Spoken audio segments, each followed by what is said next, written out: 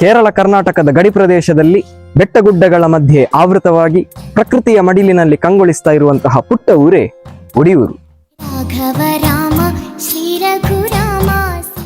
ಇಲ್ಲಿನ ಗೋಪುರದ 4 ಭಾಗಗಳಲ್ಲಿ ಶಿವ, ವಿಷ್ಣು, ದತ್ತಾತ್ರೇಯ ಮತ್ತು ಆಂಜನೇಯ ಸ್ವಾಮಿಗೆ ಸಂಬಂಧಪಟ್ಟ 64 ವಿಗ್ರಹಗಳನ್ನು ನಾವು ಕಾಣಬಹುದು.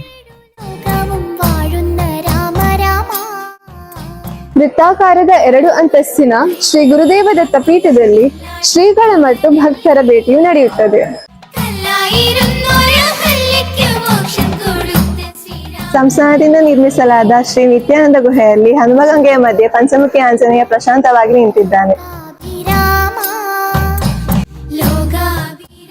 ಗರ್ಭಗುಡಿಯ ಹೊರಾಂಗಣದಲ್ಲಿ ರಾಮಾಯಣ ಹಾಗೂ ಗುರು ದತ್ತಾತ್ರೇಯರ ಕೆತ್ತನೆಗಳನ್ನು ಕಾಣಬಹುದು.